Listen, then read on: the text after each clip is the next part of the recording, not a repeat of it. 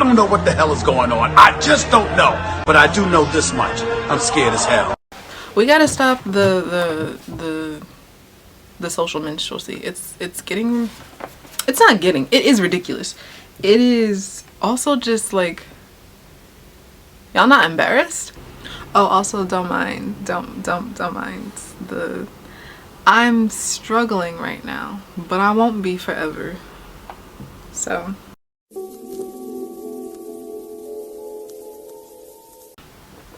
let's get into it. What is social minstrelsy? I don't know. I kind of just made the term up. What is minstrelsy? Well, minstrelsy is something that started around like the 1800s in England, and it was a form of entertainment in which people would paint themselves as black caricatures, or they would even hire black people to perform and do very fancified dances and performances as a form of entertainment for white people, for white upper echelon class people to be like, ha, look at the monkeys go, right? It's dehumanizing, it's degrading. I don't know if I have to explain why. I shouldn't have to, but we'll just put it out there that it is. We kind of like just regard black people commonly just like as a spectacle, something to look at, something to consume, something to make something to entertain us, and something to get ideas from when you get bored with the next thing, and make into a trend and commodify. And then once it no longer sells, because that's how trends work, you move on to the next piece of black culture that you want to like, you know, pick up. Like, it reminds me of like Human Zoos, and like how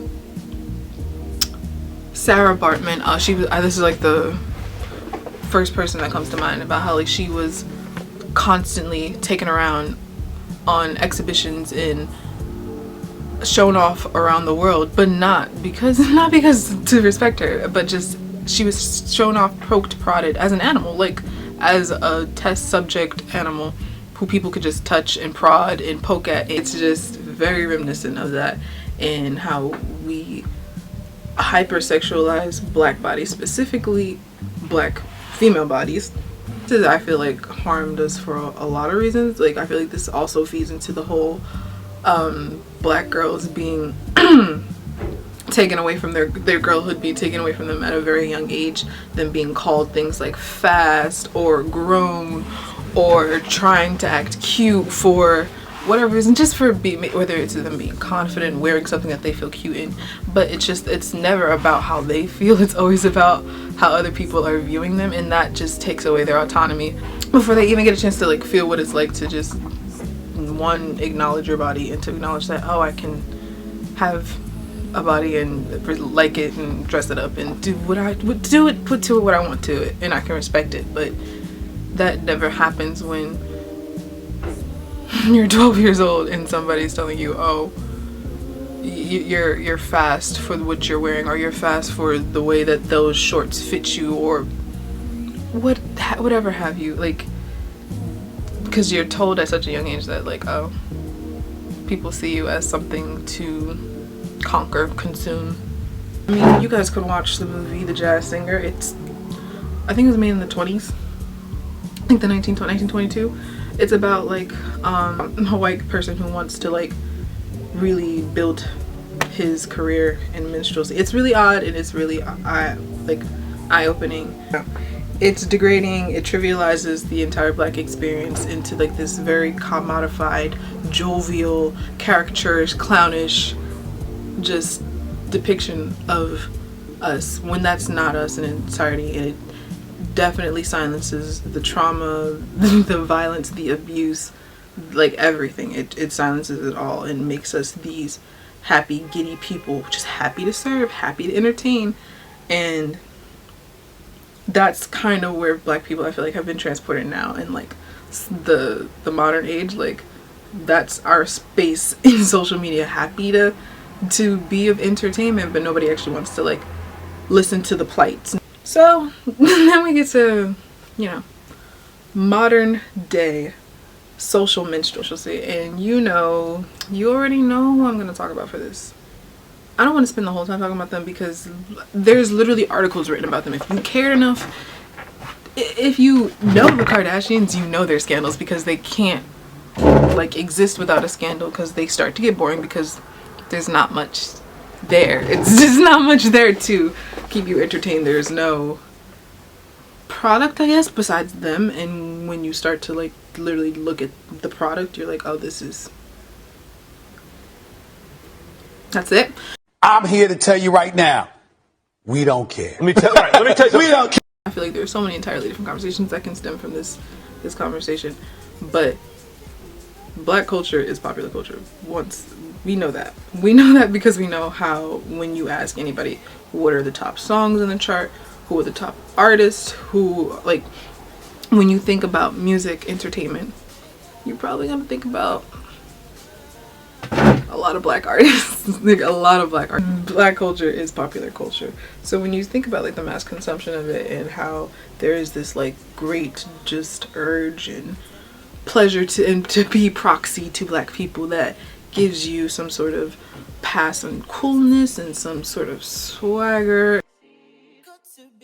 I don't like that word, but you know, it's the term that someone would use. I have a Black friend. This is my little pony. Do you see? It's my little, like, it's weird. It's accessorizing. It's getting weird. Nikita Dragun. Just, you're not gonna tell me that makes sense to you, because it doesn't make you can't do that. You can't just dip and dodge in people's culture and then be like, you could not do that with other cultures as easily. This happened online, where people will be like, oh, will literally kind of try to argue a Black person if they're like, this is appropriation, whether it be like a hairstyle or customary like garb, or thank you. He's probably gonna beep again. Also, just like beauty influencers in general, like, they're always getting caught for like this, having the foundation several shades too dark. Social media influencers, it's literally exhausting. Like the AAV, or the Black Sense, y'all literally saying stuff like Chile because you've seen it typed somewhere, and that's what makes this bizarre. Because I would never, like, I don't say bruv because I've seen it typed somewhere. I mean, you probably could just pronounce bruv and just know what it sounds like, but like, maybe not. Maybe you're saying broof. You just saying something like Chile because you saw it typed somewhere, and you don't know the context, and you don't know what it's like, why it's being used and how it's being used. That's what context means. But you don't know like how to pronounce it, even, because you don't know anything about it. You're just saying things because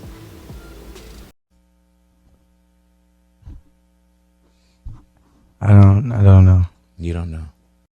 I'm gonna assume you're just saying things because you saw somebody say it and you thought, oh, that might be funny because of Black. But like, at that point, I don't even understand why you think it's funny to say, if you're not getting the context. Like, why is that even? Why would Woo Chile be funny? A few years ago, I saw this video. Like, I don't know. I think they were in Korea, South Korea, of course, and they were in like a barber shop or whatever, and a bunch of these Asian guys were just like, I don't know, was it a perm? Like, I saw them doing the sponge thing to like get like kinky textured hair, like the coils, like the same stuff that like we have to cut for job applications, with the same stuff that we would not dare to wear of our own, like to a job application. Like, I have a job interview, I have an interview on Friday, and I'm wearing a bun. I had plans to maybe take out a red curly wig, do something fun to it. I even have plans on ordering like some fun like dark greenish wig.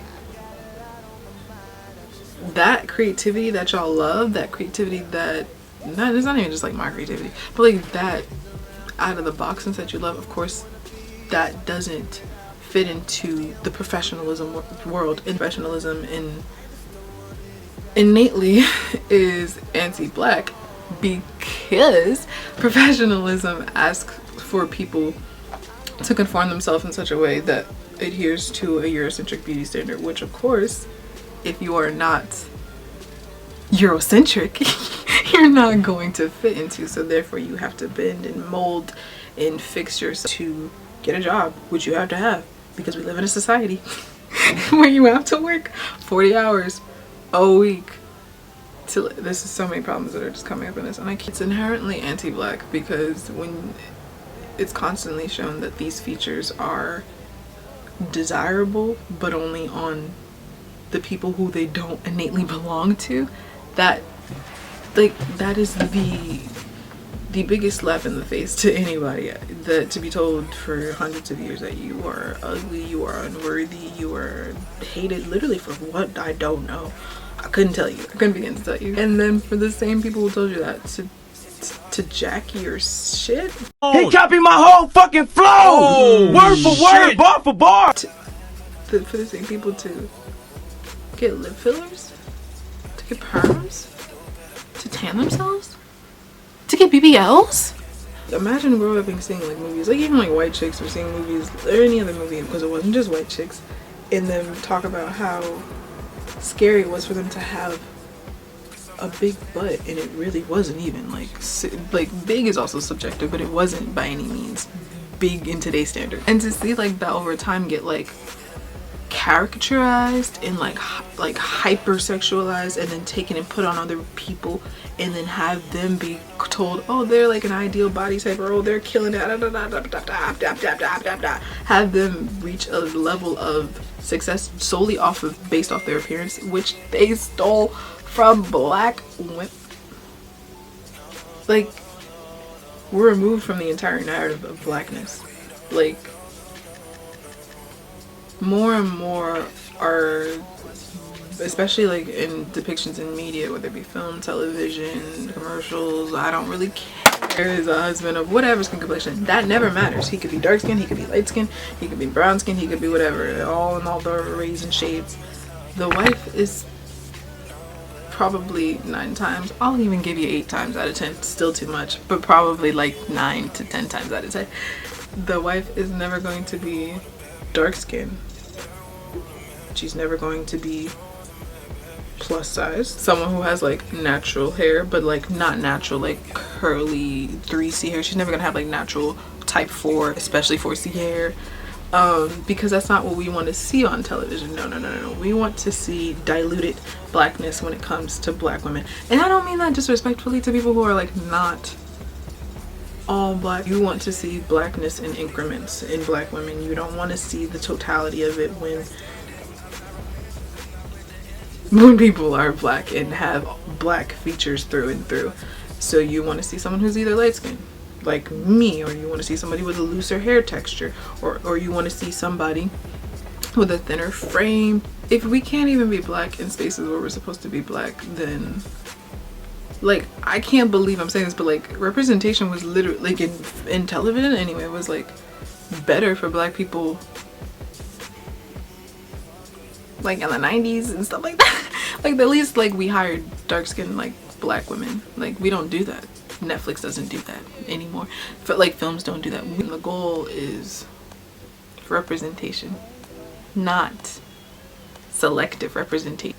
There's a lot of times where black people will have to like defend themselves when they're saying like their culture is being appropriated, and we don't, because there's no really boundaries on what black culture is, because it's something that literally had to be birthed from the ground up, because it grew and festered in a place of hate and in manipulation and theft and rape and capitalization. No one wants to give black people the credit that they deserve, 1, for building this country, and 2, for building modern day popular culture. You wouldn't have entertainment to talk about, you wouldn't have music to listen to the same way you listen to, you wouldn't have trends the same way you have trends, and their world would be so significantly different had it not been for the influence of black people. It's a little bit our fault too, because we're not as quick to be like, no, you cannot partake in this, no, this is not for you. We need to be just as gatekeeping with our culture as other cultures are with their culture. Oh, when you have people claiming like stuff like it's the this for me being a trend and being old, like you don't have that. You don't have the range, one, to speak on that, and you don't have the clearance to speak on that, and you don't have the cultural background to speak on that because it's not for you and it never was for you. I said what I said, and always. I'm not changing on it, okay? I said what I said. It ain't changing over here. It doesn't make it a trend because you now need something else to entertain you. Entertain yourself. Actually, how about we unlearn our inherent like hyper consumption of blackness because that in itself is also anti-black. Like, just people constantly profit off of blackness, like Kim Kardashian, Charli D'Amelio with all the dances to all the Meg songs and stuff that weren't created by her. We don't give nearly as much credit to the creators, and when we do push for them to get credit, it takes so much work to get them to get the credit, and then as quickly as they get it, they quickly go back into not being heard about and being known. And Charli D'Amelio is still doing these washed. We're allowed to contribute without being compensated, which is eerily familiar, isn't it? Whoa, Vicky. Danielle Brio, however you pronounce her name, Danny Lay. I just found out about this girl. It just never ends. It never ends, and y'all never want to be yourselves. Can I lie? Can I fucking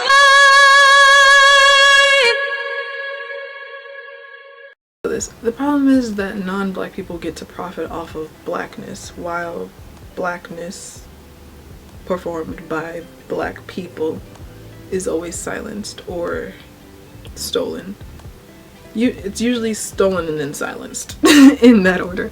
Viewed, stolen, and then silenced when you try to say something about it. And I don't want to bring you all problems and no solutions, but I don't feel like I should have to be the one to also bring you solutions if I'm not part of the problem.